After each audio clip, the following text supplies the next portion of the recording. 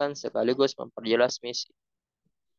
Kisah yang diceritakan Al-Quran secara terpisah dapat dijadikan pelajaran oleh umat Islam secara umum, sesuai dengan ragam problema yang dihadapi, sekaligus disesuaikan dengan tingkat serata pemahaman, serata sosial, dan serata ilmiah yang berbeda. Baik, itu saja penyampaian materi dari saya. Terima kasih. Saya kembalikan kepada Bapak.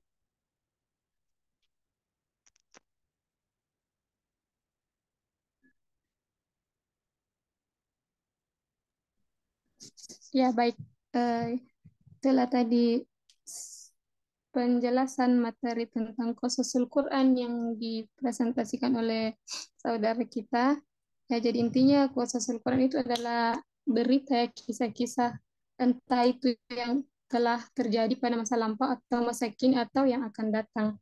Ya, baik kita melangkah ke sesi selanjutnya, diskusi. Jadi kepada teman-teman yang ingin memberikan tanggapan, saran, atau pertanyaan, kami persilahkan. 3 orang pertama ya. Silakan di raise hand atau langsung dibuka mic-nya.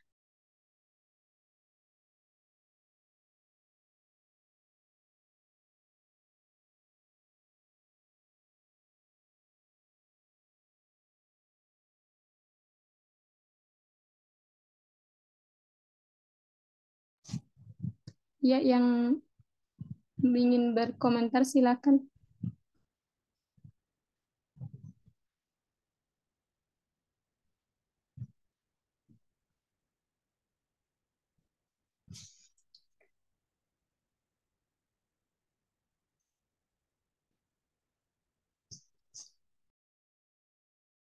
Wih, banyaknya. Pertama dari kiri dulu, dari Pak Abdu dulu. Silakan Pak.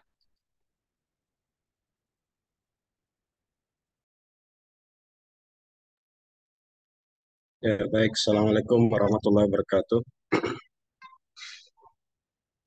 Waalaikumsalam warahmatullahi wabarakatuh. Ya, terima kasih atas kesempatan yang diberikan eh, bahwa materi yang disampaikan oleh saudara kita, saudara Rozi, ini menarik karena salah satu kemujizatan Al-Quran itu adalah bahwa banyak peristiwa, banyak kisah yang dinyatakan dalam Al-Quran sejak zaman Nabi Adam itu sendiri sampai Rasulullah, itu kisah-kisah itu menjadi memberi inspirasi, menjadi ibrah, menjadi pelajaran, dan juga mengandung eh, saya kira yang berkaitan dengan al-hadisat, berkaitan dengan sesuatu yang mungkin akan terjadi pada masa berikutnya sesudah Al-Quran itu sendiri diturunkan. Ah, Pertanyaan saya bahwa dalam setiap studi-studi kajian keislaman seringkali terjadi dijadikan alat oleh kaum orientalis untuk berupaya mencari kelemahan dalam Islam itu sendiri. Dalam Islam itu sendiri, terutama dalam kajian misalnya dalam kajian terhadap ayat-ayat Al-Quran. Nah, pertanyaan saya adalah eh, eh, ada yang menarik dalam kisah dalam Al-Quran itu bahwa ternyata ada juga eh, misalnya sosok yang ada dalam Al-Quran itu adalah nabi. Tetapi pertanyaan kemudian, mengapa ada yang bukan nabi itu diceritakan dalam Al-Quran? Seperti Luqman dalam surah Luqman. Sedangkan Luqman itu sendiri bukan tidak masuk dalam kategori sebagai nabi. Nah, itu pertanyaan saya yang pertama.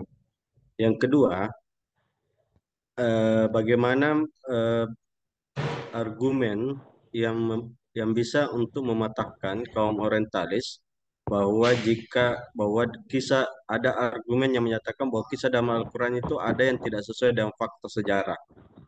Bagaimana cara mematahkan, bagaimana membuktikan kebenaran kisah itu sendiri dalam Al-Quran. kita bisa bagaimana kita bisa melihat kita bisa membaca ketika peristiwa kisah Nabi Isa alaihissalam di perspektif agama yang berbeda menyatakan bahwa dia disalib kemudian dimatikan, sementara dalam Al-Quran sendiri Nabi Isa itu diangkat dan digantikan oleh seperti itulah kira-kira pesan dalam Al-Quran. Ini yang contoh sederhana bagaimana bisa membuktikan kebenaran fakta sejarah yang membuktikan bahwa itu adalah sebuah fakta. Bahwa apa yang dikisahkan dalam Al-Quran itu adalah sesuai dengan fakta. Saya kira itu yang mungkin pertanyaan saya. Saya kembalikan kepada moderator. Baik, terima kasih. Ya, ya, lanjut ke saudara Safrullah, silakan.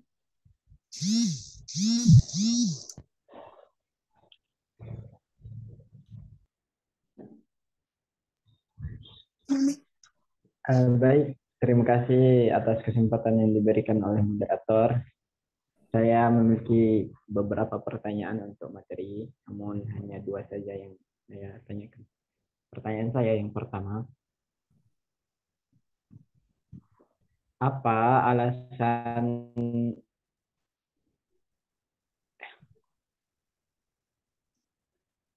mengapa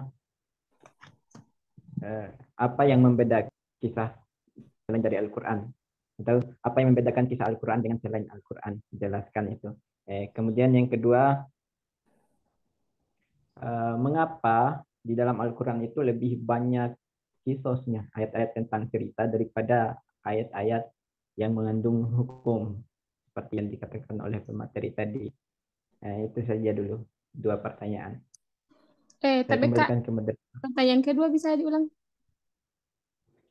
Mengapa di dalam Al-Quran itu lebih banyak ayat-ayat tentang cerita atau kisos ketimbang ayat-ayat tentang hukum? Oke, ya, terima kasih. Ya, terima Iya. kasih. Ya, baik, satu lagi baru dikasih kesempatan kepada pemateri. Satu lagi dari saudari Hasmira, baru setelah itu dijawab, baru kita buka lagi sesi pertanyaan. Silakan, Kak. Baik, terima kasih atas kesempatan yang diberikan oleh moderator.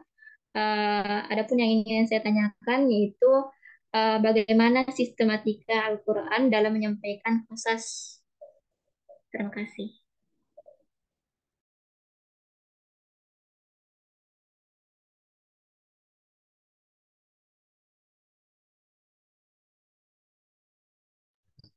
Baik, terima kasih.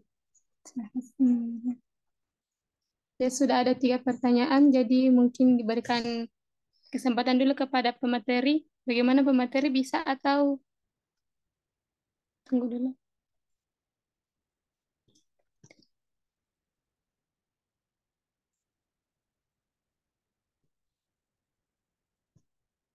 Baik, saya coba menjawab. Ya, sebelumnya kami coba dulu ulang pertanyaan pertama dari Pak Muhammad Abdu. Pertama itu ada 2 pertanyaan dari beliau. Yang pertama, mengapa di dalam Al-Quran itu ada yang bukan Nabi tapi diceritakan dalam Al-Quran. Misalnya kayak Luqman, dia diceritakan dalam Al-Quran, padahal beliau ini bukan Nabi dan bukan Rasul, sebagaimana yang kita ketahui. Kemudian yang kedua, bagaimana cara kita, apakah ada argumen atau untuk mematahkan kaum orientalis yang mengatakan bahwa beberapa kisah di dalam Al-Quran itu tidak sesuai dengan fakta. Itu ya pertanyaan dari Pak Abdu. Betul Pak Abdu, bagaimana tadi?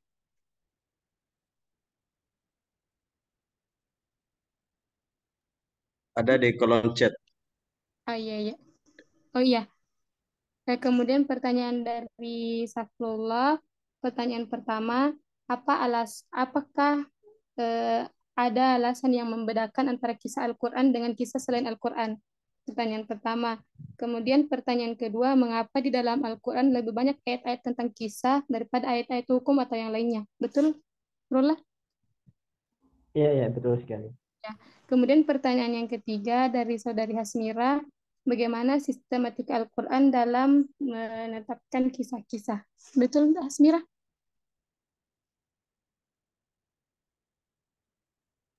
menyampaikan proses atau kisah ya. Ya, bagaimana sistematika Al-Quran dalam menyampaikan kisah-kisahnya. Ya baik, kepada pemateri mungkin sudah bisa dijawab dulu.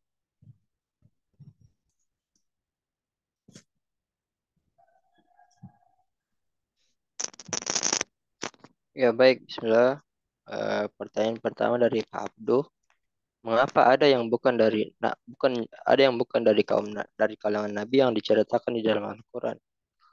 Eh, Sebenarnya bukan hanya Nabi dan persoalan Nabi dan umatnya ya, tapi Al-Quran ini bahkan pernah dibilang oleh dikatakan sebagai buku sains dan ternyata bukan juga. Jadi Al-Quran ini kompleks. eh, yang menjadi pertanyaan adalah siapa itu Luqman? Gitu. Itu barangkali. Siapa itu Luqman? Eh, eh, kenapa diberi tempat di Al-Quran seperti itu? Eh, Wallahu alam, Allah barangkali ingin memperlihatkan bahwa ada orang yang juga spesial di luar kalangan Nabi dan Rasul seperti itu dan sepertinya ada juga orang seperti Asia, seperti Zulfikar, Zulkarnain, Ashabul Kahfi seperti itu dan kisah-kisah seperti ini yang juga tidak kalah luar biasa dibanding kisah-kisah para nabi. Eh, Bahkan ada murid saya yang lebih hafal kisahnya Ashabul Kahfi daripada ketika saya tanya apa kisahnya Nabi Ilyas dan Ilyasa. Seperti itu. Lalu eh, bagaimana melawan orientalis yang menyatakan bahwa kisah Al-Quran tidak benar? Ini sulit ya karena kadang kita mau pakai logika dan memang harus pakai logika kalau ditanya tentang logika dan peristiwa mukjizat di mana Nabi Isa diangkat itu tidak ini tidak ada buktinya begitu. Tidak ada terlalu apa ya terlalu tidak empiris begitu. Tapi ada yang bisa kita pakai untuk melawan orientalis. Misalnya orientalis mengatakan peradaban yang terlama adalah peradaban Mesopotamia. Dan peradaban Mesopotamia itu kalau di Al-Quran peradaban eh, Ibrahim. Dan apa yang terjadi dengan peradaban-peradaban sebelumnya? Kalau peradaban terlama yang diketahui oleh sains itu Mesopotamia, apa yang terjadi pada peradaban Nabi Nuh? Apa yang terjadi pada peradaban Nabi Adam? Lalu bagaimana kita semua bisa terjadi di bumi ini? Gitu. Soalnya para orientalis ini eh, menguji kita dengan pertanyaan-pertanyaannya, tapi tidak pernah menguji mereka dengan pertanyaan-pertanyaan sendiri, dengan dengan dengan pola pikir mereka sendiri. Ya, saya kembalikan kepada moderator. Iya, baik Pak. Mungkin kembali ke Pak Abdu dulu. Apa masih ada tanggapan Pak?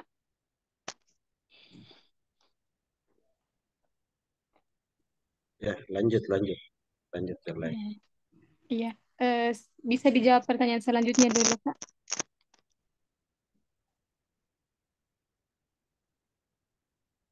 Atau mungkin dari teman-teman yang lain ada tambahan seputar dua pertanyaan tadi.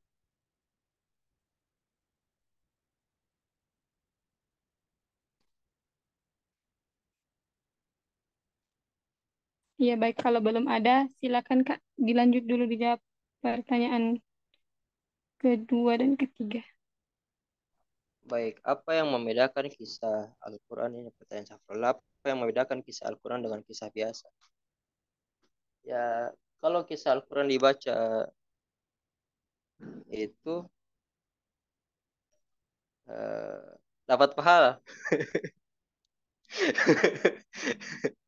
Tidak, yang membedakan tentunya ada turut serta Allah di sini ya.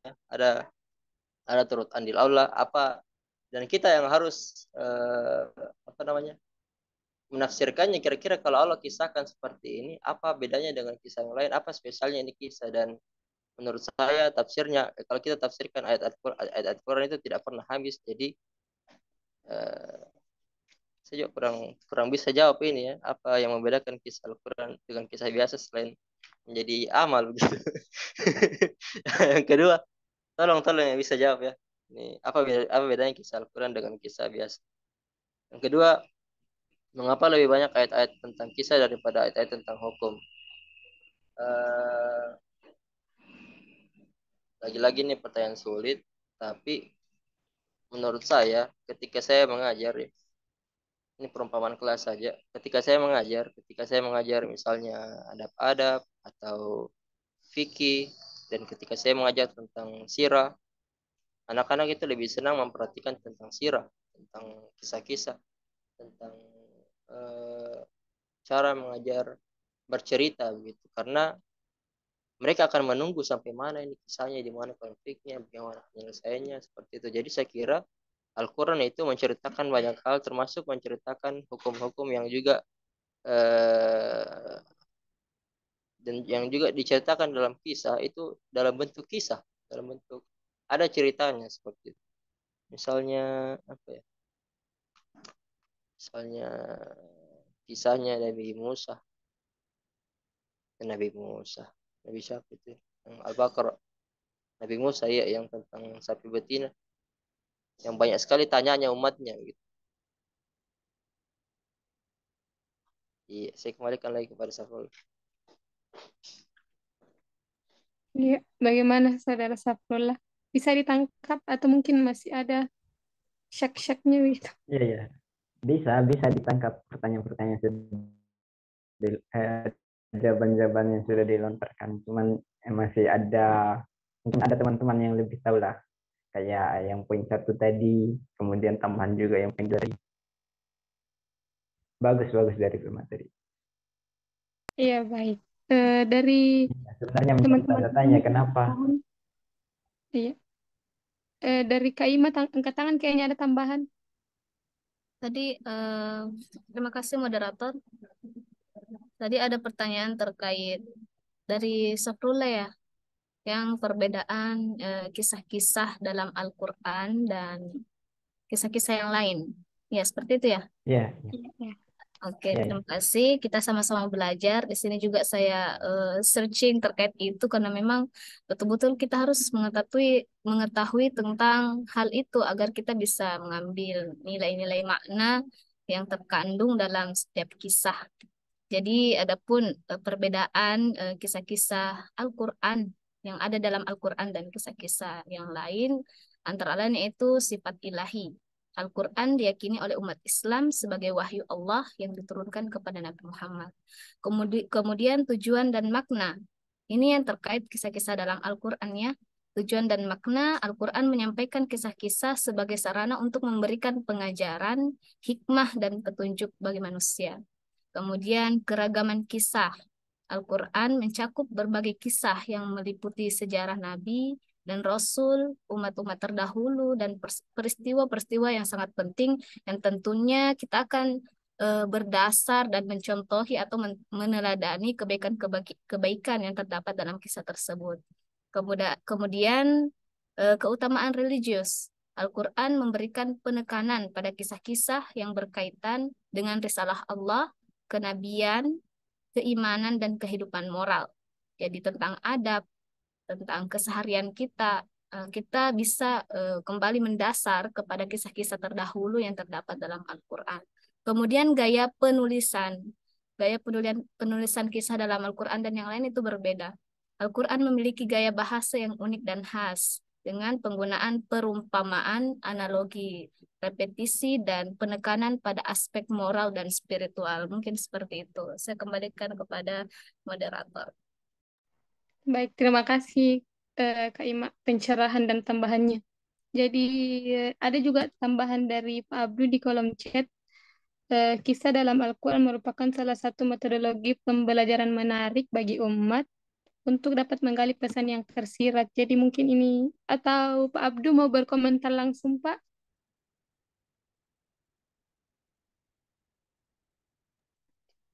eh, saya kira eh, memang menarik kalau berbicara tentang dalam Al-Quran, kisah-kisah dalam Al-Quran, yang memang eh, kalau kita amati bahwa ada yang bersifat yang sifatnya repetisi, mengulang.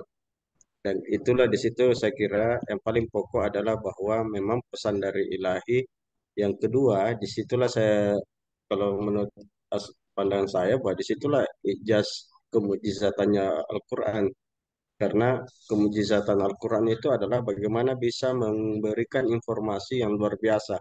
Sejak zaman Nabi Adam sampai Rasulullah itu sendiri. Yang itu tidak ada dalam sejarah, dalam buku-buku manapun, untuk bisa bisa memberikan informasi yang luar biasa bagaimana ketika peristiwa Kabil dan Habil pada masa Nabi Adam alaihissalam. Itu kan, itu betul-betul bahwa peristiwa itu memang diinformasikan oleh Allah kepada Rasulullah.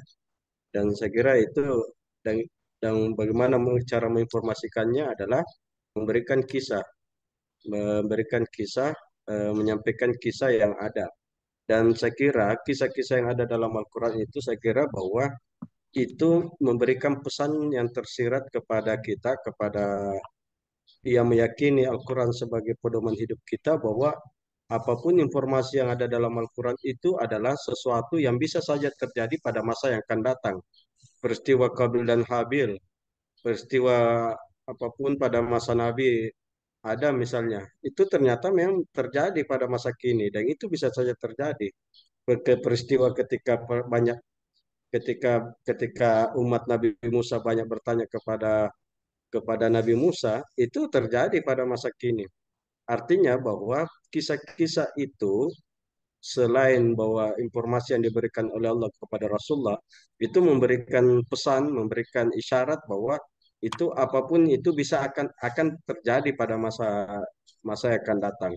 Dan disitulah bahwa Al-Quran, saya kira bahwa tidak pernah usang setiap pada setiap zaman apapun hingga saat ini. Karena saya kira sekali lagi bahwa salah satu kisah, mengapa kisah itu lebih banyak ditampilkan, di, disampaikan oleh Allah kepada Rasulullah melalui malaikat Jibril dalam Al-Quran itu sendiri. Karena sekali lagi bahwa itu adalah bisa jadi selain pembelajaran juga isyarat bahwa itu akan terjadi pada masa-masa yang akan datang. Saya kira itu, mungkin saya kembalikan kepada Muhammad. Baik, terima kasih tambahannya Pak Abdul. Safrullah bagaimana? Masih ada mungkin tambahan atau masih ada pertanyaannya lagi? Oh iya ya, baik-baik, saya kira cukup, dan tambahan-tambahan juga jawaban daripada pemateri cukup bagi saya, luar biasa. Saya semakin kagum rasa-rasanya dengan Al-Quran setelah mendengar pemaparan yang begitu lugas dan jelas tadi. Makasih moderator, saya kembalikan. Terima kasih juga Baik, untuk penambah dan juga pada materi. Ya, silakan lanjut. iya baik, terima kasih. Selanjutnya pemateri mungkin bisa dijawab pertanyaan terakhir tadi dari Saudari Hasmira. Sistematika Al-Quran dalam menyampaikan kisah-kisahnya. Silakan. Sistematika. Nah, tadi saya dapat jawaban di Google, tapi kurang kurang bisa saya sampaikan karena saya rasa kurang dipahami juga. Tapi Al-Quran itu tidak pernah menyampaikan, selalu menyampaikan kisah itu seperti kisah pada umumnya yang pelan-pelan dan punya konflik dan mempunyai unsur-unsur.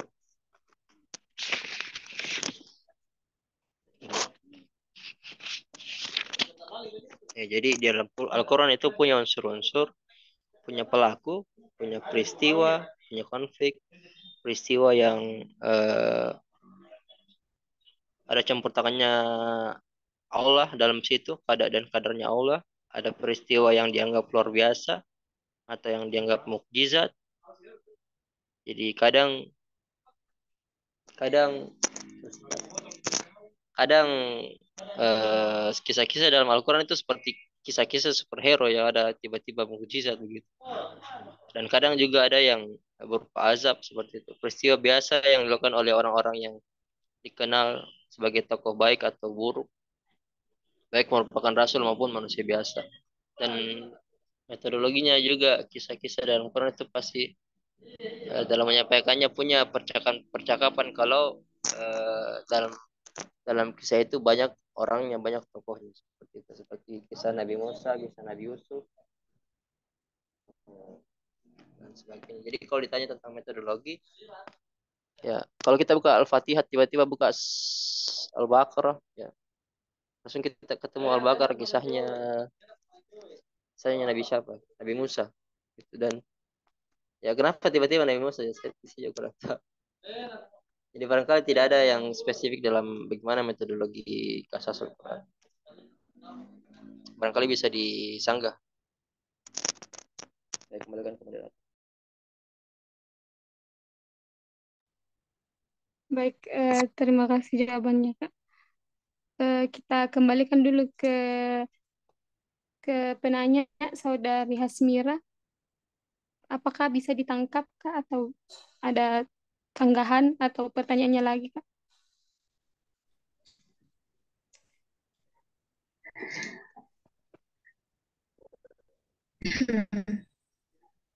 Eh,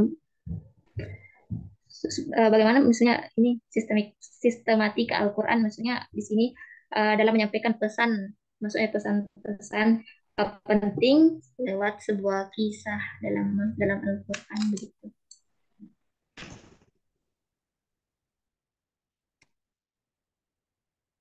Mana, Pak? Pemateri bisa ditangkap pertanyaannya?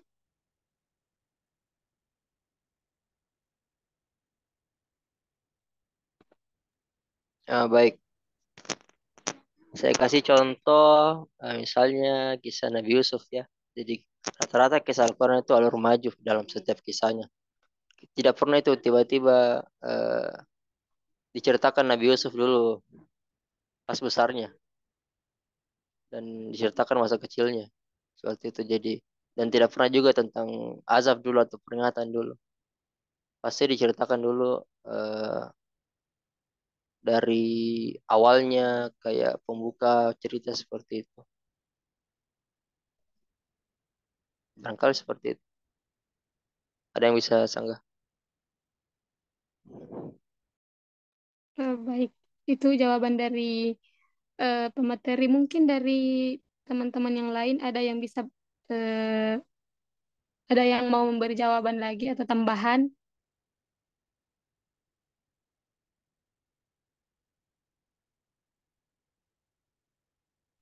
Eh, Baik, kalau tidak ada kita kembalikan dulu ke penanya. Bagaimana Saudari Hasmira? Ya, saya terima jawabannya. Baik. Eh, Sebelumnya kita kembali ke teman-teman dulu. Masih ada pertanyaan? Kayak masih ada tadi yang sempat raise hand tadi. Iya, Saudara Fatur, silakan. Iya, baik. Bismillah. Assalamualaikum warahmatullahi wabarakatuh. Waalaikumsalam warahmatullahi wabarakatuh. Ya, terima kasih atas kesempatan yang telah diberikan oleh moderator. Ya, jadi mengenai kasus Al-Quran, itu menceritakan tentang kisah-kisah Nabi. Jadi, yang perlu kita ketahui bahwa di rukun iman itu ada yang namanya iman kepada Nabi dan Rasul. Nah, lantas bagaimana kita bisa mengimani 25 nabi itu dan Rasul, tapi di dalam Al-Quran saja tidak diceritakan semuanya. Nah, kenapa tidak diceritakan? Kenapa cuma yang memiliki apa namanya mukjizat-mukjizat yang besar seperti tadi yang diceritakan oleh pemateri, kenapa cuma itu saja? Ya, mungkin bisa ditangkap dari pertanyaan saya. Kenapa cuma eh, sebagian yang diceritakan? Saya rasa kita perlu juga mengetahui kisah-kisah Nabi yang lain yang tidak dituliskan dalam Al-Quran. Ya, mungkin itu dari saya. Terima kasih. Iya, tadi pertanyaannya yang bisa saya tangkap mungkin begini ya. Eh, yang diketahui Nabi itu ada banyak, sedangkan Rasul ada 25. Akan tetapi yang diceritakan tidak semuanya, begitu ya. Jadi bagaimana kita mengimani, bagaimana kita mempercayai, sedangkan kita sendiri tidak tahu kisahnya, begitu. Oh ya, baik. Terima kasih. Baik, mungkin masih ada pertanyaan dari teman-teman yang lain.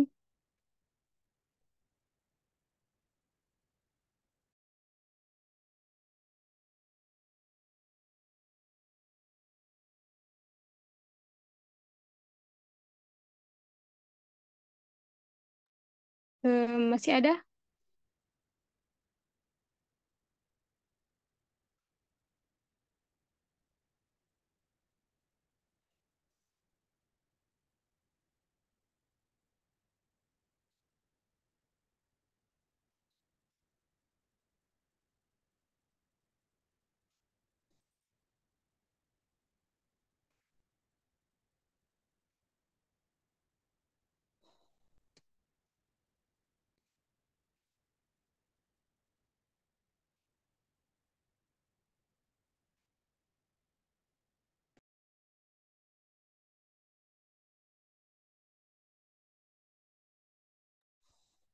Baik, kalau sudah tidak ada untuk pertanyaan terakhir, apa pemateri sudah bisa dijawab, pemateri?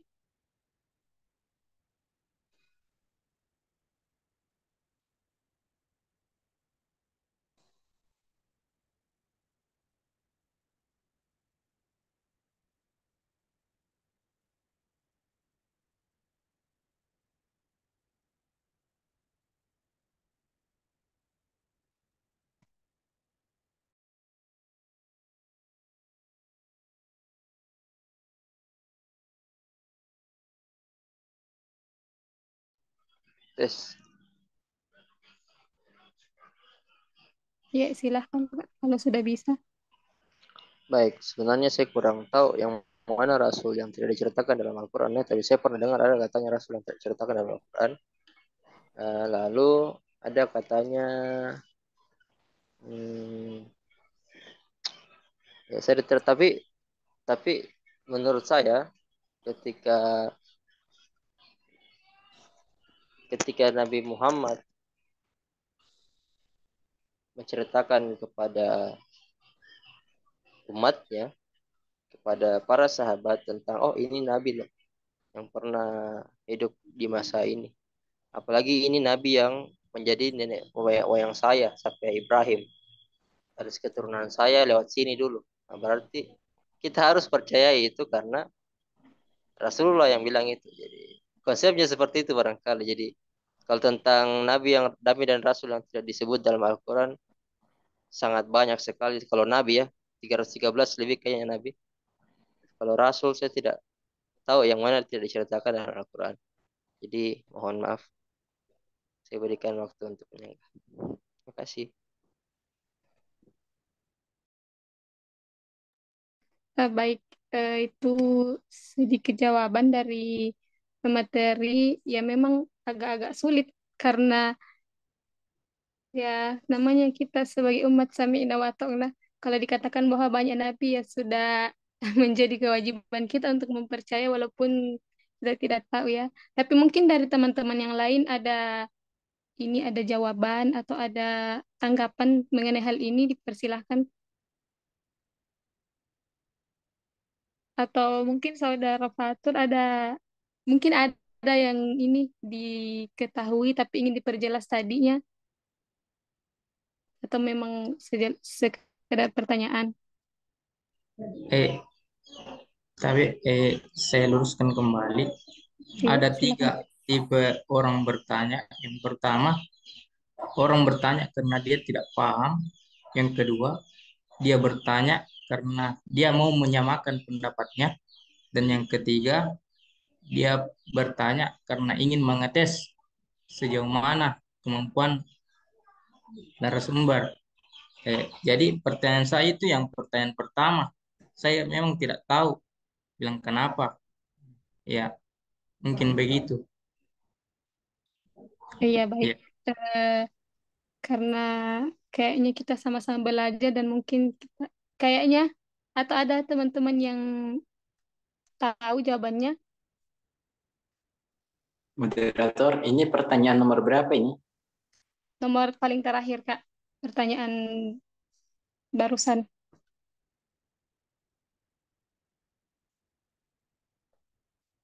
Baik, kalau mungkin memang tidak ada lagi atau tidak ada yang bisa memberikan penjelasan lebih lanjut, mungkin kita serahkan ke Ustadz untuk penjelasan lebih lanjut lagi.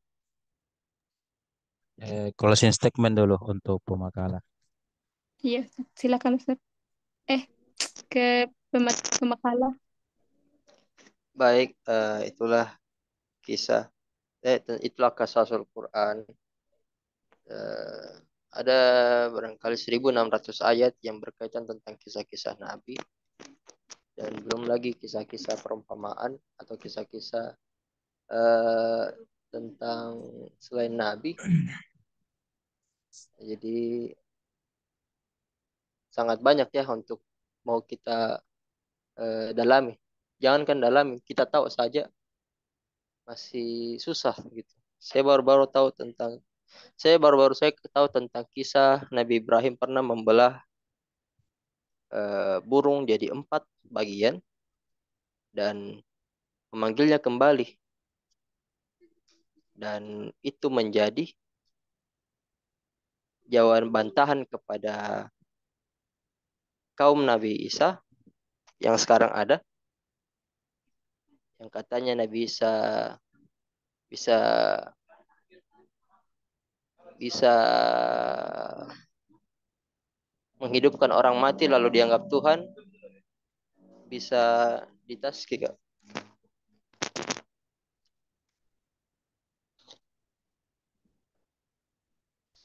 bisa apa lagi ya, menghidupkan orang mati sehingga dianggap Tuhan, bisa tidak punya bapak lalu dianggap Tuhan. Lalu bagaimana dengan Nabi Ibrahim? Dia potong-potong itu burung menjadi 4 bagian, lalu ditaruhnya di bukit, lalu dipanggilnya, lalu itu kembali, itu burung menjadi utuh, hidup kembali. Jadi siapa yang lebih hebat? Dan kalau dibilang kalau Nabi Isa adalah anak bapak, anak Tuhan maksudnya, lalu bagaimana dengan Nabi Adam yang tidak punya ibu dan bapak? Seperti itu. Jadi kenapa ini kisah gambarnya? Iya. Jadi eh, saya sebagai pemateri kasus Quran hanya bisa menyampaikan tentang ini loh beberapa unsur dari kasasul Quran.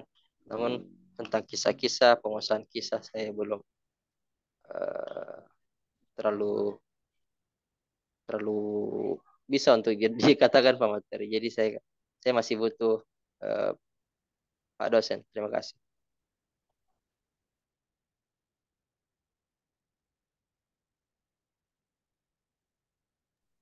Baik, terima kasih. Untuk baiknya untuk penjelasan lebih lanjut, kami serahkan ke Ustadz. Silakan Ustadz. Iya. Bismillahirrahmanirrahim. Assalamualaikum warahmatullahi wabarakatuh. Waalaikumsalam Waalaikumsalam warahmatullahi wabarakatuh. Warahmatullahi wabarakatuh. Alhamdulillahirabbil alamin. Wassalatu wassalamu ala asyrafil anbiya'i wal mursalin sayyidina wa habibina Muhammadin wa ala alihi wa sahbihi ajma'in wa ba'du. Alhamdulillah, puji syukur kepada Allah, salawat dan salam kepada Nabi Allah Muhammad sallallahu alaihi wasallam. Allahumma salli wa sallim wa barik alaih. Oke, sebelum kita mulai, kita lihat dulu metodologi, sistematika, teknik yang dilakukan oleh pemakalah. Sekaligus kita dengarkan kisahnya, qasasnya ya, bukan qasasul Quran ini, ya. Qasasul apa? Qasasul pemakalah. Iya iya iya. Kita akan mendengarkan qasasul Fahrul ini. Ya, coba lihat. Dalam membuat sebuah paragraf, ya, ingat Anda harus belajar dua hal.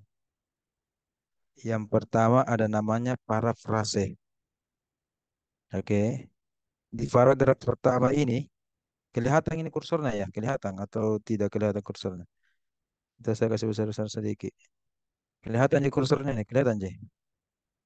Kursor mouse-nya saya. Kelihatan, Ustaz. Kelihatan kan Kelihatan. yang mouse. Oke. Alhamdulillah. Ini yang tidak dilakukan oleh Fahrul itu adalah tidak memparafrase.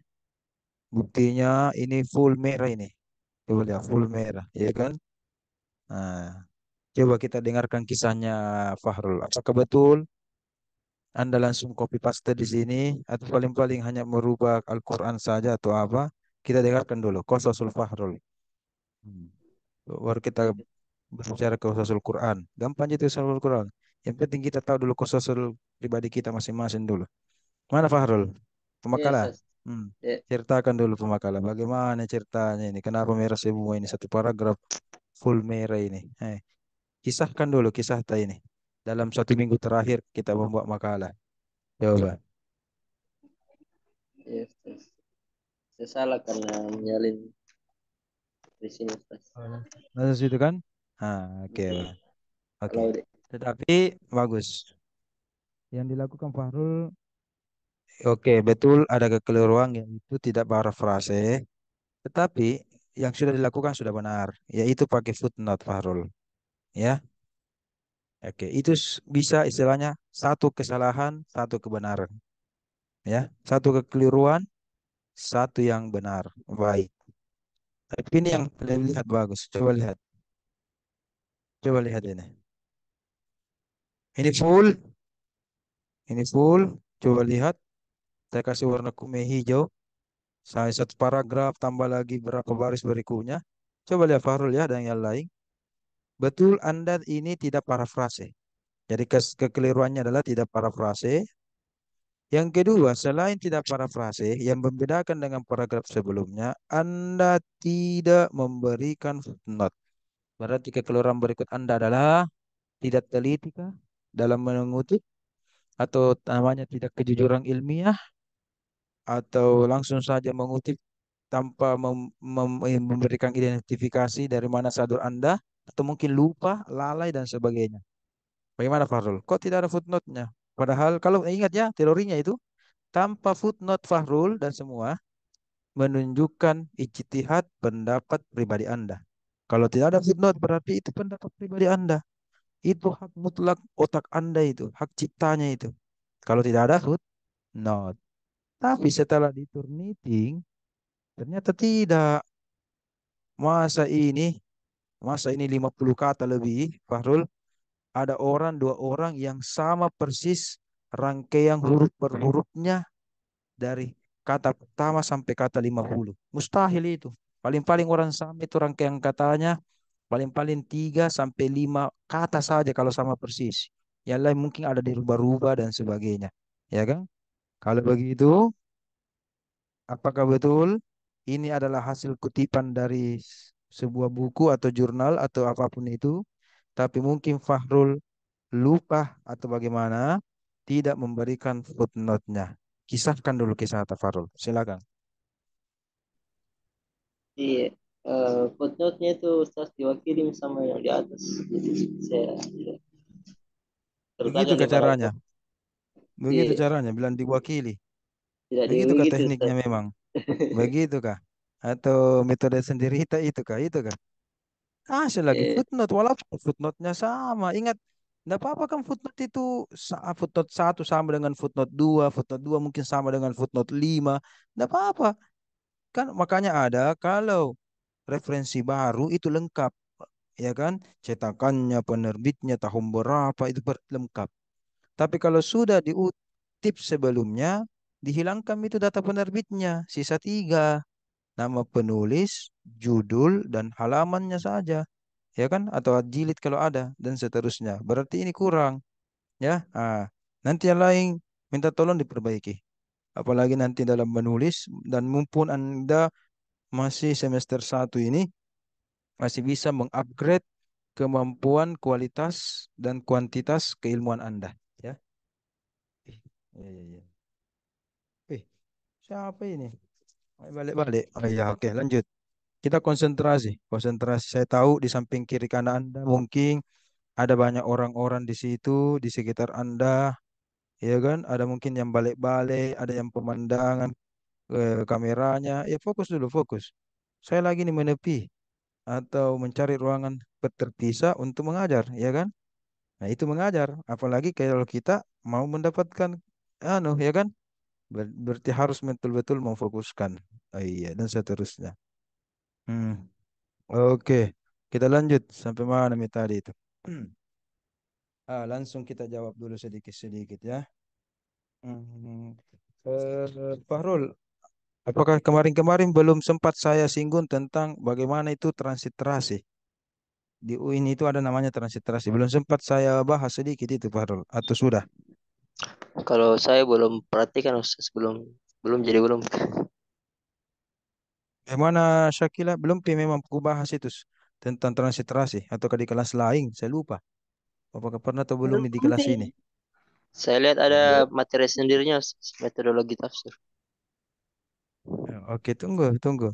Metodologi tafsir. Bukan transliterasi itu adalah mengutip, misalkan ini. Hufaz, ya. Hufaz, ya. Hufaz kan itu asal mulanya itu bahasa Arab. Asal mulanya kan dari huruf hijaiyah. Kemudian dirubah ke bahasa Indonesia atau dirubah ke huruf Latin, huruf Indonesia. Tentunya susunan hurufnya beda. Bagaimana?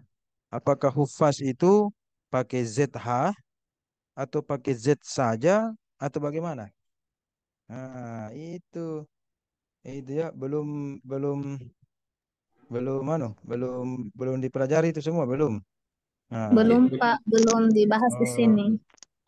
belum harusnya dipelajari nanti karena saya yakinkan pasti ada Al-Qur'an atau tokoh Arab, cendekiawan Arab, ulama atau hadis atau istilah-istilah kearaban itu Anda kutip dalam penelitian Anda ke depan, tesis Anda. Pasti, apakah ke Islam ini? Kecuali mohon maaf kita di UNEM atau apa, mungkin kemungkinannya kecil. Tetapi kita di UIN ini kemungkinannya besar, pasti membutuhkan namanya transliterasi. Nah, bagaimana itu transliterasi? Oke, kita share lagi berikutnya. Yaitu transliterasi. Hmm, ini namanya pedoman transliterasi di KTI. Makanya dibaca baik-baik itu pedoman KTI. Halaman 94. Coba kita lihat halamannya. Sembilan puluh lima, 95. Pedoman transliterasi Arab Latin, Arab ke Latin. Disertai dengan singkatannya. Singkatannya sebentar kita pelajari apakah SWT, SAW, dan seterusnya. Nah, kita lihat. Ini harus dipelajari. Iya kan? Al-abata, ya itu harus dipelajari ini. Misalkan hufaz. Hufaz itu pakai zot ini. To yang ada titiknya, ya kan? Ya, bukan lagi ZH. Itu yang dulu 20 tahun yang lalu itu ZH. Ini sekarang transliterasinya Z titik bawah. Nah, begitu. Ya, belum lagi kalau ada tanda panjang. Hufaz. H dulu H. H biasa. Hufaz. H titik bawah, H titik bawah. H dengan titik di bawah. Kalau H titik biasa, H ini, H biasa yang ini, H lumpuh. Nah, ini harus santai lagi. Belum lagi kalau ada panjang-panjang. Halaman berikutnya, kalau ada tanda panjang. Ya kan? Panjang. Misalkan A panjang A. Hufaz. Panjang ifanya. A. Jadi harusnya A. Baris atas begitu. A dan seterusnya. Ya. Begitu. Begitu Anda harus ketahui. Harus pelajari supaya tesis Anda nanti tidak dicoret dan sesuai dengan tidak dicoret oleh pembimbing karena sudah sesuai dengan pedoman ya yang telah ditentukan ya. Anda tolong nanti harus pelajari ini. Saya berikan contoh kalau kita ini bicara tentang kisah-kisah dan banyak diantaranya itu kisah Nabi. Coba kita berikan contoh. Kalau kita bilang misalkan eh, eh, apa bagus surah Nuh, surah yang paling mudah saja Yusuf, Yusuf ya. Yusuf. Kalau mau transliterasi, nah, oke, ini nah, bedakan dengan kalau menggunakan transliterasi. Coba kita lihat, kita stop dulu, kita beralih lagi ke share masalah salah Yusuf. Coba saya bandingkan Yusuf dengan transliterasi itu begini, Yusuf. Ya, bedakan ya, coba lihat bedakan ya tulisannya ya. Nah, Yusuf Ya, dengan Ustaz. Yusuf. Itu. Pakai transliterasi. Iya kan? Tadi tulisannya pemakalah Hufaz itu begini. Yang benar itu bagaimana? Yang benar, misalkan, ya kasih anu kecil. Ah, ada begininya. Iya. Dan miring kecuali nama orang. Ini Yusuf nama orang, Ibrahim nama orang atau nama tempat ya. Madinah, Mekah, Mesir. Itu kalau nama tempat tidak usah miring. Nama-nama ulama Al-Ghazali, Asy-Syafi'i tak usah miring. Apalagi nama Nabi. Nah, gitu. Ini pelajari baik-baik itu halaman 95 sampai 100 itu. Ya, cara transliterasi yang baik dan benar ya. Pahim tum?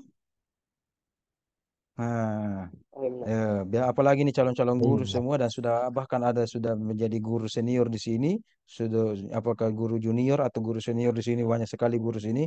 Kalau begitu kita perbanyak praktek. Nah, coba bedeng kita praktek dulu sedikit ya.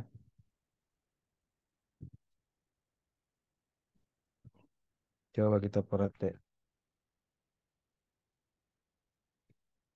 Saya masih screen lah, masih anu ya, masih share. Sudah stop, Ustaz. Belum stop. Sudah stop atau belum?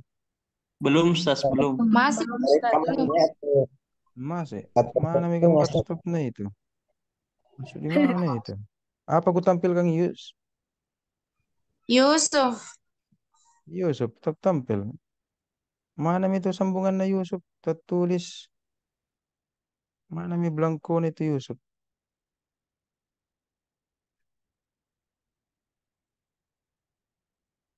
Mana Nuna? Menghilangkan. Oke, sambil itu coba. Coba Anda ketik misalkan di anu ya. Bisa lewat HP, bisa lewat laptop. Eh, Nabi Nuh. Nuh. Nuh dengan transliterasi. Coba. Saya tunggu kolom chatnya. Nuh. Bagaimana kira-kira tulisannya Nuh? Nah, Nuh. Kira-kira panjangnya bagaimana? Nah, dia mengerti tidak ini? Kita langsung praktek ini supaya untuk membuktikan kita mengerti atau tidak. Nuh, bagaimana kira-kira Nuh? Saya berikan informasi Nuh itu ada panjangnya. Nuh ada yang panjang. Hanya bagaimana? H tipis atau H besar? Nuh. Kalau saya jadi Anda, ada kan Al-Quran surah Nuh. Coba lihat itu. Juz 29. Surah Nuh itu. Bagaimana tulisannya Nuh? Pakai H kecil atau H besar? Nah, baru kalau sudah tahu, ingat rumusnya transliterasi itu, tahu dulu tulisan Arabnya yang benar. Kalau tahu itu sang Arabnya yang benar, baru bisa transliterasi. Nah, oke. Kasih dulu. Nah, coba.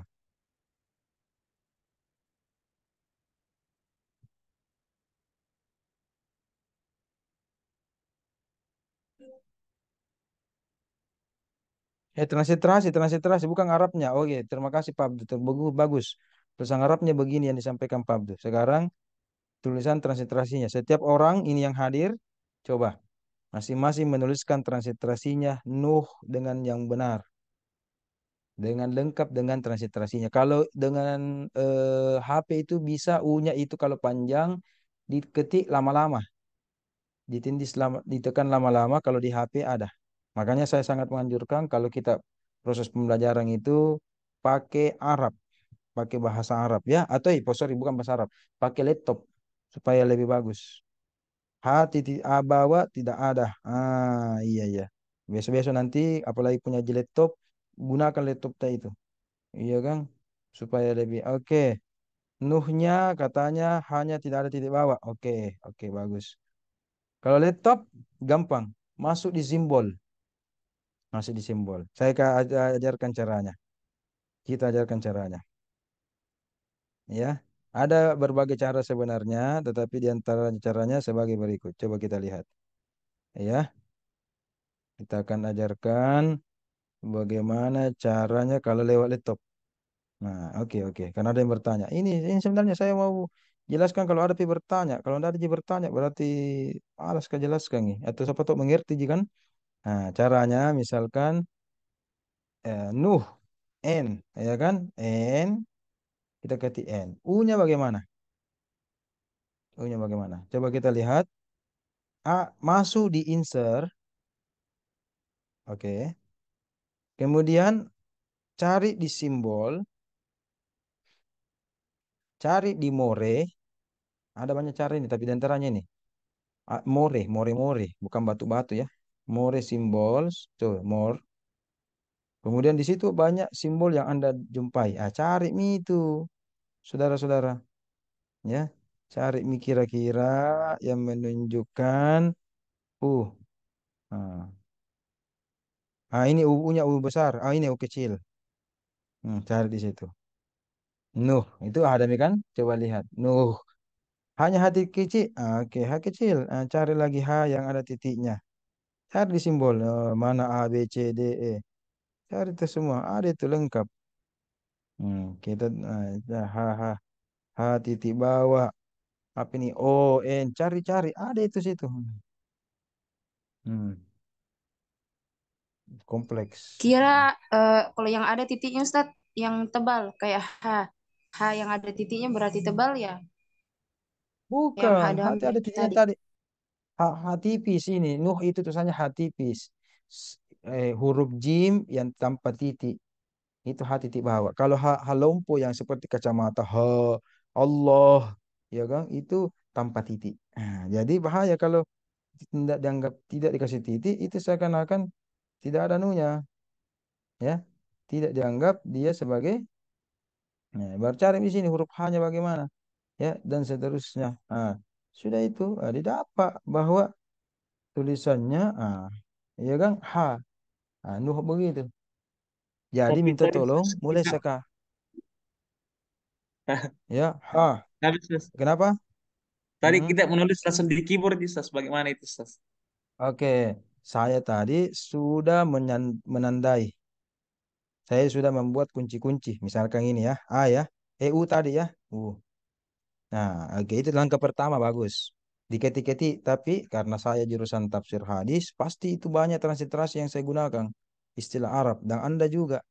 Kalau saya menulis itu kurang lebih 90% pasti rata-rata transliterasi. Setiap halaman pasti ada transliterasinya. Kalau kita minimal 50-60% itu pasti ada transliterasinya. Untuk mempercepat, caranya begini. Ketik satu huruf atau satu simbol apapun itu, misalkan U, ini, shortcut key. Shortcut key ya. Nah, baru saya sudah hafal rumusnya, Control Shift I. Jadi I. Nah, jadi, kenapa U? U ya, karena U kita ini, jadi Control Shift U. Jadi setiap saya tulis Ctrl Shift U, maka akan muncul apa? Akan ini, coba muncul. Akan muncul adalah U yang begini. Jadi perintahnya begini, petunjuknya key-nya begini, maka akan muncul U begini. Oke, sudah saya asing, saya sudah sahkan, close. Jadi setiap saya tindis, misalkan kontrol di laptop saya, kontrol shift ada terus Saya juga A juga begitu, kontrol shift A semua. Saya juga buat saya juga I semua. Misalkan H juga H semua, kontrol shift H dan sebagainya. Saya sudah. Yang penting shortcut ini hafal, hafal atau minimal Anda tulis, bisa besok Anda gunakan ya. Ya, itu menggunakan transliterasi yang baik dan benar ya. Nah, sudah deh.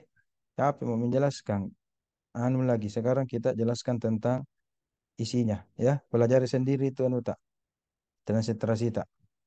Ustaz, Kita saya mau lihat dulu. bertanya Oh, mau bertanya? Silakan ya Kak Ima. terkait KTI Apa? tadi. Hmm, Kalau misalnya Yang apa? Ustaz, dua paragraf kita copy dalam satu jurnal, terus ini kita jadikan juga dua paragraf dalam makalah kami misalnya Ustaz. Di paragraf pertama kita tidak kasih footnote, tapi di paragraf kedua kita kasih. Tidak apa-apa begitu Ustaz? Atau dua-duanya Nggak kita kasih boleh, footnote? nggak boleh dua-duanya kasih, Oh, dua-duanya kasih. oh iya. Ingat dulu, apa yang membedakan itu paragraf satu dengan paragraf berikutnya. Di antara kesimpulannya adalah karena paragraf satu ini tidak bisa digabung karena mungkin idenya beda. Kecuali Anda menganggap idenya sama, gabung saja paragrafnya. Oh, Ya kan? Ingat, paragraf itu minimal terdiri dari 2 kalimat atau 3 kalimat. Minimal itu. Ya. Apa intinya kalimat? Kan kalimat artinya titik, ada titiknya. Jangan itu Anda membuat paragraf walaupun panjang sekali, misalkan Budi yang baik hati, yang rajin, yang suka sholat, yang rajin bersedekah, yang apa, yang itu gagah orangnya, yang selalu membantu orang tua, yang tidak ada titik-titiknya ya, titik. Ya, baru Anda katakan ini satu paragraf. Tidak, itu kalimat. Ingat, paragraf itu kumpulan berbagai kalimat, ya kan? Kalau Anda menganggap kalimat yang Anda buat itu ternyata bisa jadi gabung ini karena idenya sama, bisa Anda gabung. Ya. Berarti Anda istilahnya mengkritik penulis. Gabung ini sama ji, ya kan? Oke. Tapi kalau memang ide pokoknya beda, bisa dipisah. Karena dipisah paragrafnya minimal itu satu paragraf, satu footnote. Kalau begitu, masing-masing punya paragraf. Paragraf yang pertama, lengkap itu footnote-nya dengan cetakannya, tahun berapa, penerbitnya, dan sebagainya. Ya, tapi pas paragraf kedua berikutnya, misalkan footnote 2, tak usah dikasih lengkap. Ya, lihat lihat gitu, bagaimana caranya. Dihilangkan saja itu tadi penerbit-penerbitnya, dan seterusnya. Begitu. Ya. Ah. Tapi terkadang muncul iya. keibit Ustaz. Sekarang tidak pakai Sekarang ibit nih, di tapi kampus dulu, kampus UIN, 15 tahun yang lalu masih menggunakan IBIT. Mungkin di kampus lain mungkin sekarang mungkin masih pakai, mungkin wallahu alam. Tapi Di di UNM UIN tidak sudah Ustaz. tidak pakai. Di UIN sudah tidak pakai sejak 15 tahun terakhir. Iya kan? Sejak 15 tahun terakhir itu sudah tidak menggunakan lagi. Ya. Oke, pedoman UIN 2008 masih menggunakan. Sejak ada pedoman UIN 2013 itu sudah tidak menggunakan lagi. Iya, bahkan 10 tahun terakhir ya. 13 berarti tidak menggunakan lagi. Tidak menggunakan lagi apa? IBIT, iya kan? Opcit, tidak menggunakan lagi. Makanya kalau Anda mendapatkan jurnal atau buku-buku, lihat juga. Sama aja transliterasi. Kita misalkan tadi Z titik bawah. Mungkin masih ada di yang lain itu ZH. Masih ada di kampus lain. Tapi ingatnya setiap kampus punya masing-masing cara, ya kan? Iya kan? Kita kalau short itu S titik bawah. Ada kampus lain itu SH, ya. Ada juga mungkin bagi tempat lain itu SY ada dan sebaliknya. Saya berikan contoh ini, saya berikan contoh. Ada itu polemik kemarin kita dengan yang namanya apa itu lagi tuh Dokter Zainek apa naik naik naik apa lagi naik umroh apa lagi yang dari Zahir Kanada itu Naik, Amerika. Zakir Naik. Ya Zakir ya Zakir Naik. Oke. Misalkan kita bilang insya Allah, iya kan? Sya'nya ya, sya'nya ya. Oke. Dia bilang salah itu SY. Kita itu benar SH. Tunggu dulu, tunggu dulu.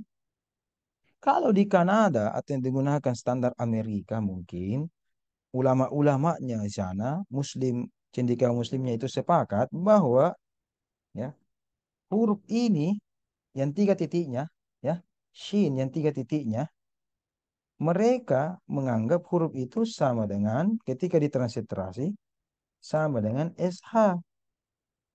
Sepakatan mereka ya. Ingat ya bahasa dan kan namanya bahasa atau transliterasi atau pedoman itu kan kesepakatan. Ya kan kita sepakat ini warna hijau. Memang dari dulu nenek moyang kita sepakat warna hijau. Kalau dulu Syakila nenek moyang kita sepakat itu hijau itu sama dengan biru, biru. Iya kan? Huruf begini namanya dua. Kalau bilangin dulu huruf begini namanya tiga, iya kan? Itu kita kesepakatan. Oke, tapi kalau standar Indonesia, ini khususnya ya, kalau mungkin di luar Makassar ada juga standar lainnya. Kita itu kalau tidak salah mengikuti dari Jerman, ala-ala Jerman kita, bukan Kanada. Nah, kalau itu utamanya Makassar, karena kita sudah menjadi pedoman, berarti itu kalau shin yang tiga titiknya itu kita gunakan SY. SY. Jadi bilang ki insya Allah di Keti, jangan bilang, oh salah ini, SH yang benar, SY yang benar. Itu transliterasi, Ji. Yang penting bahasa Arabnya benar, insya Allah.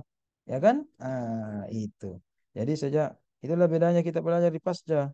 Tidak langsung, oh ini benar, ini salah, ini apa. Tidak, harus dianalisis dulu, saudara-saudari.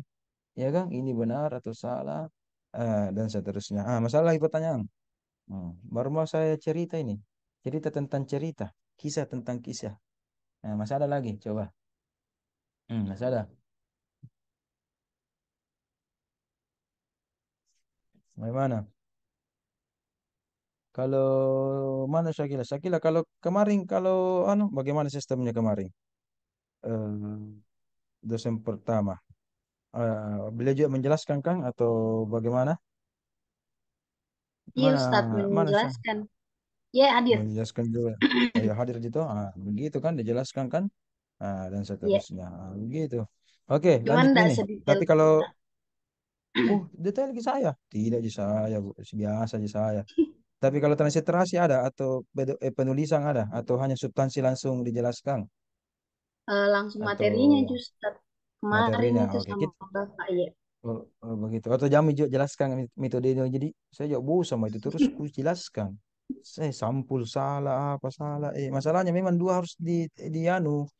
Kalau kita sebagai pembimbing mulai dari S1 sampai kita membimbing S3 itu kita lihat memang minimal dua aspek metode penulisannya ya kan termasuk yang lain bagaimana sistematikanya KTI KBBI-nya dan yang kedua adalah substansinya isinya valid tidak materinya pengutipannya isinya dan sebagainya kan alur berpikirnya gaya bahasanya dan seterusnya oke kita lanjut makalah lagi nih kita langsung makalah kita lihat kita lihat berbasis makalah ini mana tadi itu oke. Oke, ingat Onto, coba lihat. Wow, ini banyak sekali ini. Coba ya. Coba saya mana Onto, Aksio, dan epistemologi ini. Coba. Coba Fahrul. Di antara enam ini, apakah siapa tahu bisa diperpadat? Ya, yang mana mewakili Onto, yang mana mewakili Aksio, yang mana mewakili epistemologi. Fahrul, silakan. Kalau masalahnya ini terbanyak kalau enam. Bisa Eh, diperpadat atau bisa digabung sebenarnya. iya Nah, bisa misalkan, Ustaz. silakan. Untuk barangkali epis barangkali satu. Astagfirullah, kenapa epis satu? Epistemologi tentang pengertian. Pengertian itu bukan epistemologi. Ada yang bisa bantu? Hmm. Aksi 56 Ustaz. Oke, aksiologi 56. Oke, kita sepakat. Nomor 3 juga itu. Aksio itu nomor 3. Ya kan? Kalau 1 itu onto. Ya. Oke. 2 dan 4 itu epistemologi. Jadi bisa begini. Yang pertama bagaimana pengertian. Ya kan? Itu onto. Ini ragam dengan unsur. Bisa tentang berkaitan tentang epistemologinya. Anda bisa nanti bagaimana wujud qasasul Quran. Wujudnya itu nanti Anda akan bagi satu ragam atau kategorisasi qasasul Quran atau macam-macamnya. Yang kedua unsur atau komponennya qasasul Quran. Itu semua terbangun dalam wujud atau epistemologinya. Begitu pula tadi yang lain bisa dikpati, misalkan urgensi atau apa. Di situ Anda bisa kapi apa hikmahnya diulangi. Ya kan? Apa tujuannya? Apa dan sebagainya. Ah, itu Anda ini juga faedah, hikmah. Apa bedanya semua itu? Hikmah dengan faedah.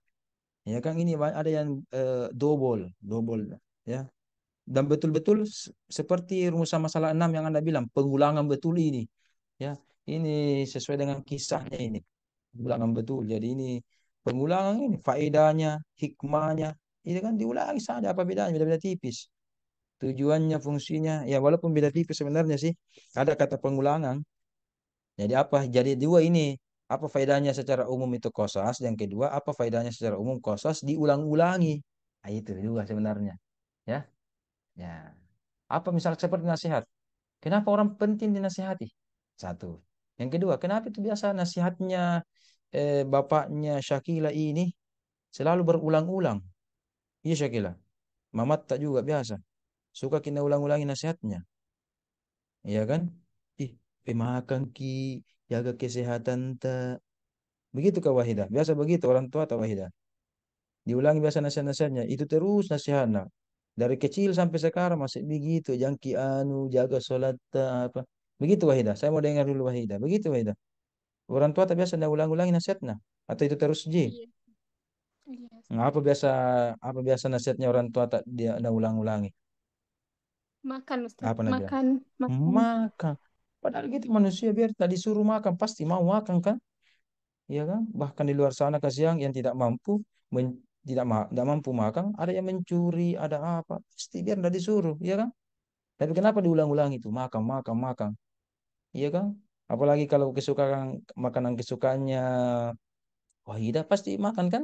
Nah, dan seterusnya. Oleh karena itu ini nanti diperpadat, diperpadat. Kita lanjut. Langsung pertanyaan deh. Capek, Mak. Kalau metode terus, mana teh pertanyaannya?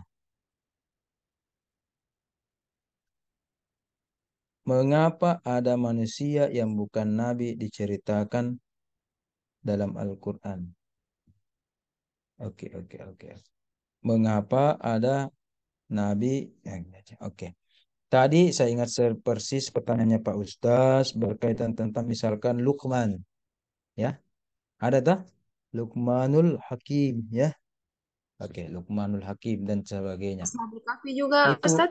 Ashabul Kahfi juga ada tadi disebutkan, betul. Oke. Ingat dulu, Luqman itu berbeda pendapat ulama. Ada yang mengatakan dia adalah seorang nabi, ada yang mengatakan dia seorang wali atau orang soleh, dan minimal orang baik. Ya, apakah orang baiknya itu istilahnya grade pertama orang soleh atau grade kedua waliullah atau grade puncak yaitu nabi dan rasul, ya kan? Grade ya sehingga istilahkan grade atau apa namanya ya makom. Anggaplah sarjana atau cendekiawan. Apakah cendekiawannya itu SAG, MAG, ya kan? Atau doktor, ya kan? Begitu kan tingkatan S1, S2, S3. Nah, itu. Wallahu a'lam.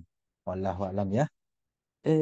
Tidak dan saya juga merasa tidak mustahil itu Luqman adalah seorang nabi. Sahabat itu pernah bertanya kepada Rasul, berapa jumlah nabi dan berapa jumlah rasul? Tadi pemakalah sedikit ada tak balik. Nah, berapa tadi pemakalah? 313 apa? 313 lebih Ustaz. Nah, Ini 313 jumlah Rasul. Kalau Nabi, nah, saya dapatkan dua riwayat ini. Kalau ya 100.000 lah lebih lah. Saya lupa riwayatnya. Apakah 128, 122 kalau tidak salah. Riwayat yang kuhafal itu di otak saya ini dua. 128 atau 124. Ya istilahnya 100.000 lah lebih Nabi. Nah, pemakalah, maka tanya ke dulu. Tahu je bedanya Nabi dan Rasul. Apalagi pemakalah ini seorang guru ya. Saya dengar tadi, pengalaman kita, guru ini guru. Nah, oke. Guru senior ini kalau begini. Apa Wah, tidak bedanya Ustaz. Fahrul? Ya, apa bedanya Fahrul Rasul dengan Nabi? Apa bedanya Fahrul? Kalau Nabi Ustaz, wahyu itu diturunkan kepadanya seorang. Kalau Rasul punya umat Ustaz. Jadi wahyu Oh, diturunkan kepadanya untuk disampaikan kepada umatnya juga. berarti kalau Nabi untuk seorang maksudnya tidak disampaikan begitu. Oke, oke, oke. Saya mau Tidak ada dengarkan kaumnya umatnya saruan. Ustaz. Tidak ada kaumnya Nabi. Buat apa kalau dikasih wahyu kalau tidak ada kaumnya? Kodong, jomblo itu kau. Minimal istrinya itu kaumnya, anaknya kaumnya. Tidak ada juga. Kodong, bertapa sendiri begitu. Sarwan Syarif. Anda sepakat pengertiannya Ustaz Fahrul ini Ustaz Sarwan? Hah? Anda sepakat atau tidak? Deal Sependek or no deal? sepengetahuan Ustaz, sepakat Ustaz, karena Begitu. memang Sepakat. Oke. kalau Stop, Nabi stop. Itu saja pertanyaannya. Itu aja pertanyaanku. Sepakat. Kalau sepakat, jangan menjelaskan. Pasti sama aja.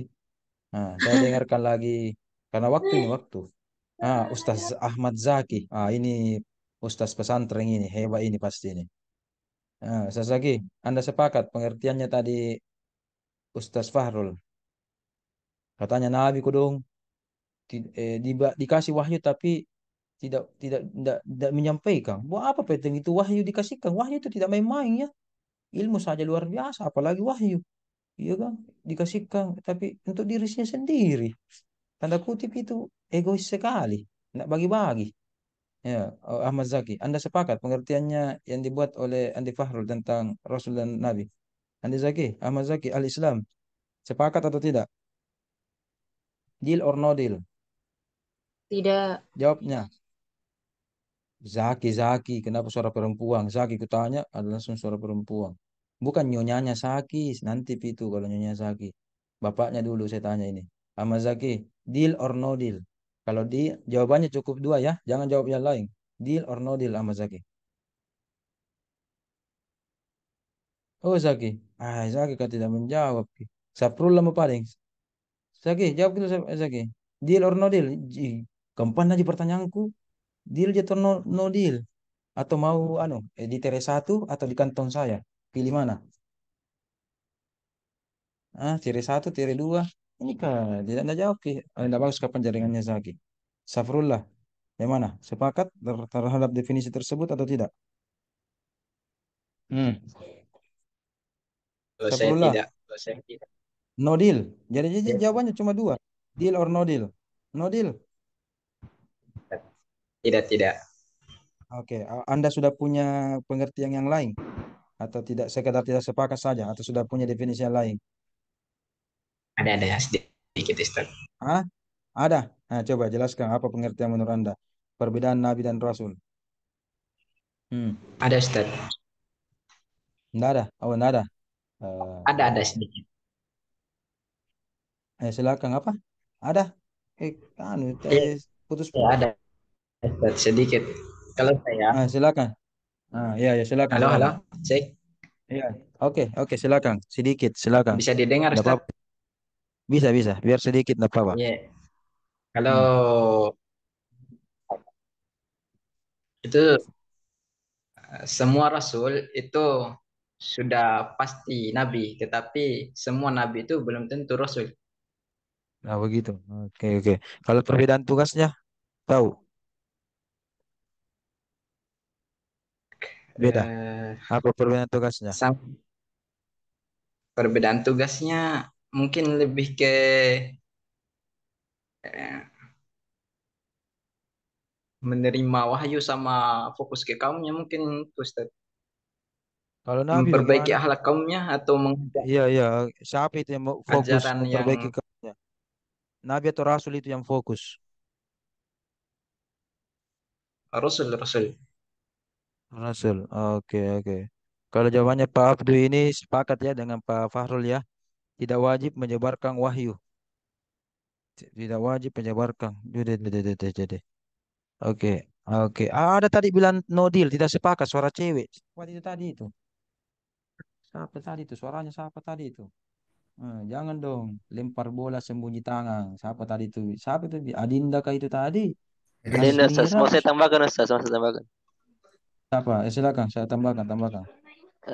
Jadi misalnya Nabi Ilyas maksudnya ya. Dia diberikan kaum nabi Bani Israel, dan penerusnya itu adalah seorang pemuda yang dia temui ketika berlari dari kejarannya Bani Israel, bernama Nabi Ilyasa. Nah, Nabi Ilyas dan Nabi Ilyasa keduanya menemui Bani Israel, akhirnya diterima dakwanya. Lalu ketika sepeninggalnya Nabi Ilyasa melanjutkan risalahnya Nabi Ilyas. Jadi meskipun Nabi Ilyas juga termasuk rasul, tapi barangkali Nabi itu Ustaz, adalah orang yang diutus untuk meneguhkan syariat sebelumnya. Ya, begitu. Nabi Jadi itu. bukan hanya Tapi iya Ilyasa Nabi. apa dia bilang? Yutonji bilang ini ke bertentang nih. Walaupun Ilyasa sebagai seorang rasul, ih, Enggak, apa contoh gitu Ustaz. Jadi lain, lain contoh nu, lain di contoh antara dengan rasul-rasul jawaban. ada Nabi. Oh, jadi kalau Nabi melanjutkan risalah, Nabi Iya, melanjutkan risalah begitu. iya. Aku jawab nih deh. 10 menit mami waktu. Nah, di kitab itu tertulis ya betul persamaannya itu dapat wahyu ya Pak Abdu ya dan semua. Tadi kitab itu ditulis kalau Rasul yubalikhu tablik ya tablik dakwanya itu tablik. Kalau Nabi walam yubalikhu tidak tablik tidak. Tablik itu artinya adalah dakwah terang-terangan. Tidak berarti menyembunyikan atau tidak wajib ya. Ya, masa ada dikasihkan wahyu baru kalau begitu tak usah kasih wahyu. Iya kan? Nah, tak usah kitab suci, tak usah. Jadi begini dengar baik-baik. Kalau Rasul diberikan wahyu, dia tablik menyampaikan secara terang-terangan kepada khalayak umum. Ya. Kalau Nabi mendapatkan wahyu tetapi fungsinya adalah dakwanya secara sembunyi-sembunyi. Ya, jadi tetap berdakwah, ya, tapi coko-coko, sembunyi-sembunyi. Saya berikan contoh, Rasulullah itu 40 tahun dilantik sebagai apa dulu? Adinda, Nabi Muhammad itu 40 tahun dilantik sebagai apa? Nabi atau Rasul? Sebagai Nabi. Ya. Ditandai dengan SK-nya, Iqra bismi rabbikal ladzi khalaq. Ya, 5 ayat. Itu Muhammad dari manusia biasa di SK-kan menjadi nabi. Itu tadi ayatnya. Kemudian ketika namanya sebagai seorang nabi ya, Iqra bismi rabbikal ladzi khalaq, itu dakwanya nabi pertama kepada siapa? Istrinya, anaknya, sahabatnya, bestinya lah kalau kita bilang bestinya, ya kan? Kemanakannya, budaknya, sepupunya, yang dekat-dekat saja, door to door, nabi. Tetapi 3 tahun dakwanya, ketika Nabi berusia 43 tahun, dapat SK baru Rasul, Nabi Muhammad sebagai Rasul, ya, sebagai Rasul, ditandai dengan turun surah Al-Muddassir, surah Al-Muzammil, kum fa'anzir, berdiri dan sebarluaskan, berikan peringatan kepada khalayak ini. Nah, maka mulailah ketika usianya Rasul 30 tahun. Jadi Nabi Muhammad itu sebagai seorang nabi itu 3 tahun lamanya dakwanya sembunyi-sembunyi. Namanya dakwah sembunyi-sembunyi, efektivitasnya berbeda dan resikonya juga kecil. Ya kan? Sembunyi-sembunyi yakini. Caca. Beda kalau Rasul. Nah, Rasul harus menyebarluaskan. Pakai harus Nabi langsung gimana orang publik berkumpul. Di situ langsung berdakwah. Di pasar-pasar, mulai di pasar, di atas bukit, kemudian banyak orang di bawah, dia sampaikan ajarannya, ya kan? Di Ka'bah langsung banyak orang menyembah berhala, dia langsung berdakwah terang-terangan. Ya kan? Beda dengan waktu Nabi. Nah, maka Rasulullah sebagai Nabi Muhammad sebagai Rasul itu mulai dari 43 sampai usianya 63 tahun itu sebagai Rasul. Kalau Nabi Muhammad sebagai seorang Nabi saja, nah, usianya 40 sampai 43 tahun. Ya, itu bedanya. Contoh dalam surah Al-Kahfi. Oke. Musa ketemu dengan Khidir. Nabi Musa apa? Sebagai seorang nabi dan rasul.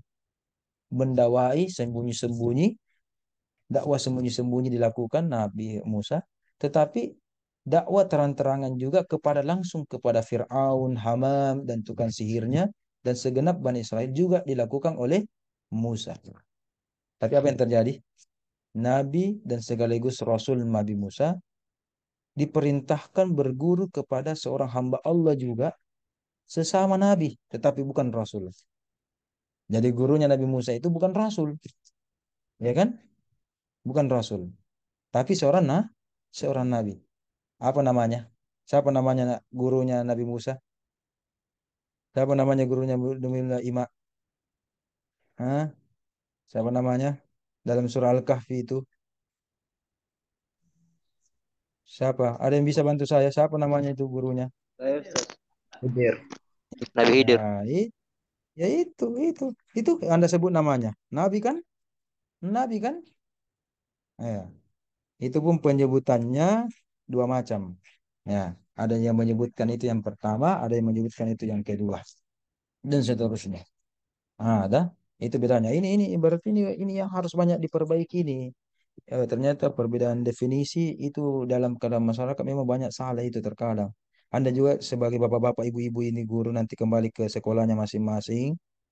Ya, Anda sebagai wali kelas, sebagai guru mata pelajaran, ingat dan lihat cek lagi itu buku. Ya, beberapa tahun yang lalu itu masih saya jumpai itu jumlah ayat Al-Quran ini Jenderal 6, 6. Itu kurang tepat itu. Ya, itu salah sudah ditarik itu. Yang benar itu ini. Jumhur itu artinya mayoritas ulama 6236. Cuma mungkin karena enamnya sama supaya bedek gampang dihafal, bukan gampang dihafal kalau salah. Ya, kalau 6 berarti menambah jumlah Al-Qur'an itu kalau begitu menambah ayatnya ya. Nah, jangan begitu. Oke, kita lanjut. Kalau begitu, kita jawab pertanyaan pertama. Kenapa ada nabi dan rasul? Atau bahkan bukan nabi? Pak Abdul, jangankan bukan nabi, bukan orang soleh saja ada namanya dalam Al-Qur'an. Iya, Pak. Orang jahat saja, orang durhaka, orang yang sudah dijamin masuk neraka, ada namanya dalam Al-Quran. Iya, Diva. Siapa itu Diva? Diva Maharani. Siapa itu? Nama pusing nih. Rahmat, Ustaz Rahmat Faizal. Siapa itu? Yang kan Nabi atau orang soleh ya? Siapa itu? Firaun Ustaz. Ya, Rahmat. Abu Lahab. Siapa itu? Ya, Firaun Abu Ustaz. Lahab, Fir'aun, Syaitan, Iblis. Ya kan? Maka Allah berikan grade. Tidak peduli strata kita. Orang baik itu tadi 3 tingkatan. Ya kan? Maupun orang jahat yang sekian tingkatan itu, ketika Allah kisahkan, ingat akhir dalam surah Yusuf, ya surah yang ke-12, itu letaknya ini ayat juz 13, sebentar kita nanti lihat, itu dikatakan kisah yang Allah berikan itu pasti ada ibrahnya. Jadi Allah tidak melihat Anda nabi atau bukan nabi, orang baik, orang durhaka, ya kan? Tapi ingat, ada kisah yang kau ceritakan itu pasti ibrahnya. Ya, kalau orang baik berarti ibrah atau hikmahnya silakan contohi. Kalau orang durhaka sekali Fir'aun, Haman, Iblis dan sebagainya, Abu Lahab, maka itu juga ibrahnya jangan menjadi Fir'aun yang kedua. Jangan menjadi Abu Lahab yang berikutnya. Ah, begitu. Ih, mana gambarku? Kenapa hilang gambarku? Oh iya, oh backgroundnya kapan? Dan sebagainya. Itu. Ya, ada ibrahnya pasti. Dan kalau orang baik, itu Allah tidak diskriminatif. Ini sifat yang bisa kita ambil hikmahnya nih. Baik kita orang nabi, rasul yang paling tinggi, malaikat, ya kan? Malaikat kan tak tersentuh itu bagaimana sifatnya itu, tidak pernah berbuat jahat, tidak pernah berdosa. Ya sampai orang-orang biasa misalkan, seperti Ashabul Kahfi. Anggaplah dia seorang pemuda biasa, belum pi nabi, baru baru berislam apa, belum pi apa-apa. Ya kan? Bahkan ada yang misalkan ada hadis Nabi bagaimana mantan ya, mantan ahli maksiat. Anda pernah dengar mungkin mantan pelacur masuk Islam gara-gara itu. Ada juga ini di Bani Israel itu yang saya dapatkan Israiliyatnya, mantan itu memiliki 7 orang anak laki-laki dan 7-7-nya semua itu menjadi nabi. Padahal mantan kriminal. Padahal dia perempuan yang tidak suci istilahnya kan. Tetapi kalau dia bertaubat bagaimana? Nabi lagi anaknya 7-7-nya. Semuanya anaknya 7-7-nya. Nabi. Wah subhanallah. Apa hikmahnya? Ada ibrah. Berarti ada Nabi ditonjolkan taubatnya. Ada Nabi ditonjolkan kesabarannya. Ada ditonjolkan sedekahnya. Bagaimana Ibrahim sedekahnya. Bagaimana Nabi ditunjukkan sebagai dia seorang guru. Asli dia guru itu. Tenaga pendidik asli. Seperti Luqman ya. Bagaimana dia sebagai seorang ayah sekaligus guru untuk anak-anaknya. Ada begitu. Artinya ambil semua nilai positifnya. Yang kita lihat statusnya ya, Nabi, orang soleh, orang apa, namanya saya ikuti. Luqman itu bukannya 25 Nabi dan Rasul, nama ikuti. Tidak boleh begitu. Yang kedua seperti tadi ada pertanyaan, ada Nabi tidak dikisahkan, kenapa harus kita imani? Jangan begitu. Namanya iman itu tidak peduli angkanya berapa. Kalau Allah yang berikan informasi, namanya iman, percaya kita. Dikisahkan Allah atau tidak, itu sampel. Panjang itu Al-Quran, Ustaz. Kalau semua 25 Nabi, jangan itu tagih 313. 25 Nabi semua dikisahkan. Bukan kapan 30 juz, 100 juz itu kisah Nabi. Iya kan? Itu lagi 30 juz. Luar biasa dihafal. Tambah banyak itu hafal. Ustaz Rahmat. Iya kan? Ustaz Rahman juga banyak itu hafal. Kalau begitu, yang penting-pentingnya dan yang kena pada masa Rasul itu apa yang paling kena. Makanya Nabi yang paling banyak kisahnya itu dua besar itu Musa. Yang pertama Musa, yang kedua Nabi Ibrahim. Ini yang kisahnya mirip-mirip sedikit dengan Nabi Muhammad. Nabi Musa ada rajanya Fir'aun, Ibrahim ada rajanya Namrud, juga suka begitu dibully, disisa mau dibunuh. Sama dengan Nabi Muhammad kan?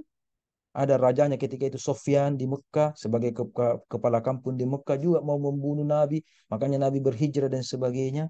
Maka dengan adanya kisah apa? Itu diteguhkan Nabi Muhammad. Bukan hanya engkau dikasih begitu. Musa juga pernah dikasih begitu. Ibrahim pernah begitu. Sabar Ki. Ya kan kuat Ki. Ini motivator. Allah itu sebaik-baik motivator ya. Maka berikanlah nasihat begitu. Astagfirullah. Sudah lewat 2 menit ya. Mau begitu mau dulu. Ya, adapun yang lainnya silahkan lanjutkan bacaannya, jangan juga hanya mau disuapin sama dosen, tetap kita belajar, belajar terus dan terus ya. Oke, terima kasih. Kita bertemu Allah dan kita juga berpisah karena Allah. Oke, saya kembalikan kepada moderator yang mulia untuk menutup perkuliahan kita hari ini. Sama-sama siap-siap untuk sholat asar. Silakan moderator, tutup. Baik, Alhamdulillah. Terima kasih atas penjelasannya Ustadz. Semoga penjelasan semoga penjelasan dari Ustadz dan materi hari ini dapat bermanfaat bagi kehidupan kita sehari-hari dan dapat kita manfaatkan untuk kehidupan selanjutnya. Baik, karena waktu sudah masuk waktu asar, jadi marilah kita bersama-sama menutup perkuliahan hari ini. Saya sebagai moderator memohon maaf atas segala kekhilafan. Marilah kita bersama-sama menutup dengan membaca doa kafaratul majelis. Subhanakallahumma Astagfirullah wa atubu ilaik. Jazakumullahu khairan. Wassalamualaikum warahmatullahi wabarakatuh. Waalaikumsalam warahmatullahi wabarakatuh. Waalaikumsalam warahmatullahi wabarakatuh. Alhamdulillah. Silakan. Oke. Ya sama-sama. Yang ada di kendaraan silakan melanjutkan perjalanannya. Ya silakan. Yang ada di sekolah silakan lanjutkan tugasnya. Yang ada di kamar silakan lanjutkan tidurnya. Dan sebagainya. Ya, silakan. Ya. Ustaz. Ustaz.